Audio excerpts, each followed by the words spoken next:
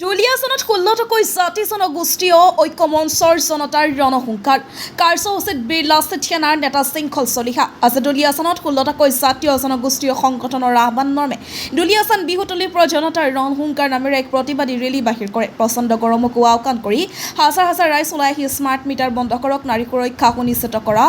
চৰকাৰী বেচৰকাৰী প্ৰতিষ্ঠানত অসমীয়া ভাষা ব্যৱহাৰ কৰা অবৈধ ভাং ড্ৰাগছ বন্ধ কৰা খিলঞ্জীয়া অস্তিত্ব ৰক্ষা কৰা আদি বহুকেইটা দাবী লৈ প্ৰতিবাদী কাৰ্যসূচী পালন কৰে প্ৰতিবাদী কাৰ্যসূচীত অংশ লৈ বীৰ লাচিত সেনা নেতা শৃংখল চলিহাই খিলঞ্জীয়াৰ ওপৰত অনা অসমীয়া গুণ্ডামী নচলিব বুলি সকিয়নি প্ৰদান কৰিছে দুলিয়াজানৰ পৰা কিশোৰ কুমাৰৰ report north east frontier news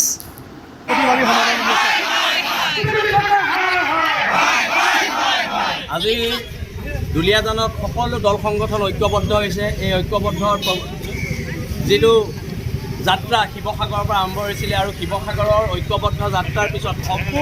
অসমৰ বিশেষকৈ উজনি অসমত সমূহ দল সংগঠন লগ হৈছে সদৌ তাহিম ছাত্ৰ সন্থাই কিছুমান ক্ষেত্ৰত নেতৃত্ব লৈছে কিছুমান ক্ষেত্ৰত বীৰ লাচিত সেনাই নেতৃত্ব লৈছে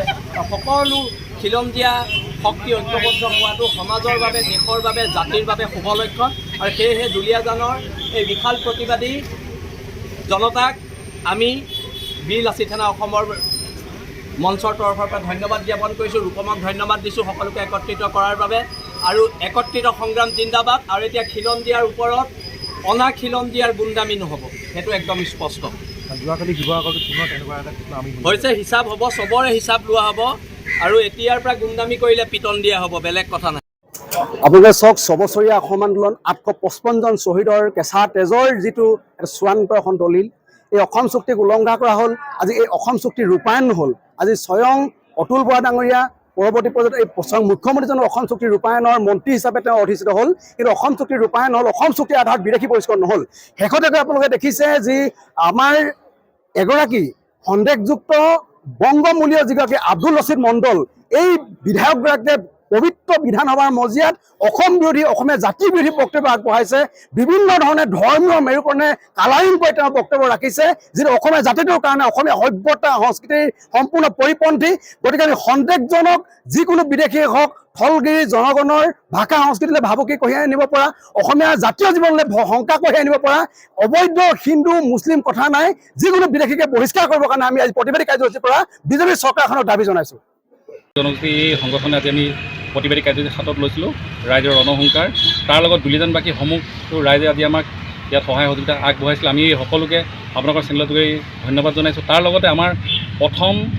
দাবী আছিলে যে অসমীয়া ভাষা আমি কৈছোঁ যে কোনোবাই ইংৰাজী লিখক হিন্দী লিখক আমাৰ কোনো আপত্তি নাই কিন্তু অসমীয়া ভাষাটো ব্যৱহাৰ কৰিবই লাগিব প্ৰথম দ্বিতীয়তে আছিলে যে আমাৰ দুলিয়াজান আমাৰ যি চাৰাউণ্ডিং এৰিয়াত ইয়াত বিভিন্ন ধৰণৰ আমি দেখিছোঁ মদ গাঞ্জা খাই মানে আপুনি দিনত হওক ৰাতি হওক বাইকৰ স্পীডৰ পৰা আদি কৰি মানুহৰ যিবিলাক আমি দেখিছোঁ মানে অশ্লীল ভাষাৰ পৰা আদি কৰি মাইকী মানুহ ওলাব নোৱাৰে বহুত জেগাত আমি দেখিছোঁ তো আমি সেইখিনি আৰক্ষী প্ৰশাসনকো জনাইছিলোঁ অতি সোনকালে সেইবিলাক নিষ্ক্ৰিয় হ'ব লাগে তাৰ লগতে আমাৰ যি স্মাৰ্ট মিটাৰ লৈ আমি 10 তাৰিখৰ প্ৰতিবাদ কৰি গৈছোঁ আজিও আমি প্ৰতিবাদ দিছোঁ আৰু অনাগত দিনতো যেতিয়ালৈকে স্মাৰ্ট মিটাৰ অসম চৰকাৰে খুলি নিয়ে তেতিয়ালৈকে আমাৰ এই প্ৰতিবাদী কাৰ্যসূচী চলিয়ে থাকিব আৰু অসম চৰকাৰ তথা ভাৰত চৰকাৰ এটা কথা স্পষ্ট কৰি দিব বিচাৰিছোঁ যি মিটাৰ